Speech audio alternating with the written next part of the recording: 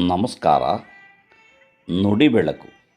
ಅಭಿನವ ಗವಿಸಿದ್ದೇಶ್ವರ ಸ್ವಾಮೀಜಿ ಗವಿಮಠ ಕೊಪ್ಪಳರವರ ಲೇಖನ ಜೀವನ ಪಾಠಶಾಲೆ.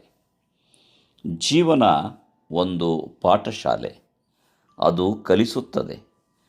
ಜೀವನದಲ್ಲಿ ಸೋಲು ಬರುತ್ತದೆ, ಬಡತನ ಬರುತ್ತದೆ, ನೋವುಗಳು ಬರುತ್ತವೆ, ನಿರಾಸೆ ಬರುತ್ತದೆ, ನಿಂದೆಗಳು, ವೈರಿಗಳ ಚುಚ್ಚು ಮಾತುಗಳು ಬರುತ್ತವೆ. ಇದೆಲ್ಲವನ್ನು ಮೀರಿ ಬದುಕುವುದನ್ನು ಪುಸ್ತಕ ಓದಿ ಕಲಿಯಲು ಸಾಧ್ಯವಿಲ್ಲ. ಜಗತ್ತು ನೋಡಿ ಕಲಿಯಬೇಕಾಗುತ್ತದೆ. ನಾವು ಆಗಾಗ ನಮ್ಮ ಕಷ್ಟದ ಕಾಲಕ್ಕೆ ಯಾರೂ ಆಗಲಿಲ್ಲ, ನಾವು ಎಷ್ಟು ಮಂದಿಗೆ ಸಹಾಯ ಮಾಡಿದ್ದೆವು ಎಂದು ಬಹಳ ತಾಪ ಮಾಡಿಕೊಳ್ಳುತ್ತೇವೆ. ನಮಗೆ ಇದ್ದಾಗ ಎಲ್ಲರೂ ಬಂದರೂ ಕಷ್ಟದ ಕಾಲಕ್ಕೆ ಯಾರೂ ಬರಲಿಲ್ಲ ಎಂದು ಬೇಸರ ಮಾಡಿಕೊಳ್ಳುತ್ತೇವೆ. ಆದರೆ ನಾನು ಸಂತೋಷವಾಗಿದ್ದಾಗ ನನ್ನ 10 ಬೆರಳುಗಳು ಒಟ್ಟು ಸೇರಿ ಚಪ್ಪಾಳೆ ಹೊಡೆಯುತ್ತವೆ. ನಾನು ದುಃಖದಲ್ಲಿದ್ದಾಗ ಕಣ್ಣೀರು ಒರೆಸಲು ಒಂದೇ ಬೆರಳು ಬರುತ್ತದೆ ಎಂದ ಮೇಲೆ ನನ್ನ ಕಷ್ಟಗಳನ್ನು ಬಗೆಹರಿಸಲು ಮಂದಿ ಯಾಕೆ ಬರುತ್ತಾರೆ ಎಂಬ ಸತ್ಯ ನಮಗೆ ಅರ್ಥವಾಗಬೇಕು. ಮಂದಿಯನ್ನು ನಿರೀಕ್ಷೆ ಮಾಡಬಾರದು. ಬಡತನ ಬಂದರೆ ಬಡತನವನ್ನು ಕಲಿಯುವುದು. ತುಂಬಿದ ಜೇಬು 100 ಆಟ ಕಲಿಸಿದರೆ ಖಾಲಿ ಜೇಬು 100 ಪಾಠ ಕಲಿಸುತ್ತದೆ. ವೈರಿಗಳು ಇರುತ್ತಾರೆ, ನಮ್ಮ ಮಗ್ಗುಲಲ್ಲೇ ಇರುತ್ತಾರೆ. ನಮಗೆ 100 ಮಂದಿ ವೈರಿಗಳು ಇದ್ದಾರೆ ಎಂದು ಅವರ ತಲೆ ತೆಗೆಯಲು ಆಗುತ್ತದೇನೋ?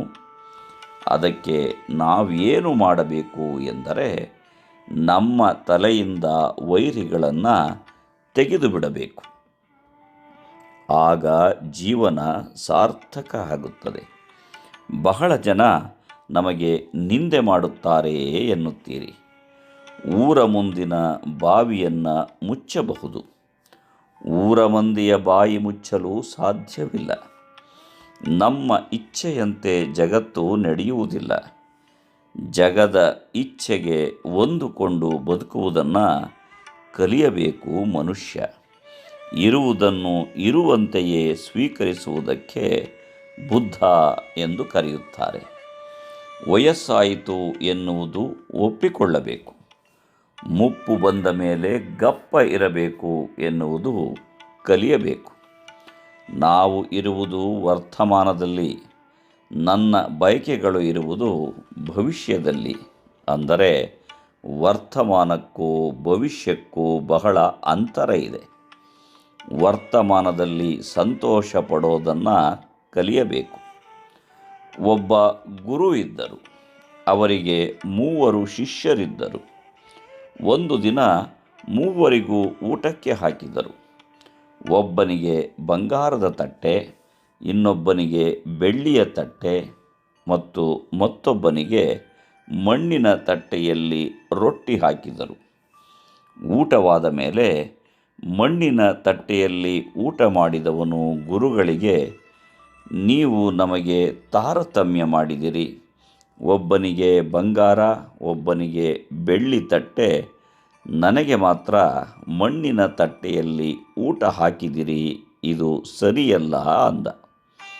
ಅದಕ್ಕೆ ಗುರುಗಳು, ನೀನು ತಟ್ಟೆಯನ್ನು ಯಾಕೆ ನೋಡಿದೆ? ತಟ್ಟೆಯೊಳಗೆ ಇರುವ ರೊಟ್ಟಿ ಎಲ್ಲರಿಗೂ ಒಂದೇ ಇತ್ತಲ್ಲವೇ ಎಂದು ಉತ್ತರಿಸಿದರು. ನಾವು ಹಾಗೆಯೇ ಒಬ್ಬ ಶ್ರೀಮಂತ ಇರಬಹುದು, ಒಬ್ಬ ಬಡವ ಇರಬಹುದು. ಆದರೆ ನಮಗೆ ಸಿಕ್ಕ ಬದುಕು ಒಂದೇ ಎನ್ನುವುದನ್ನು ತಿಳಿದು ಬದುಕಬೇಕು.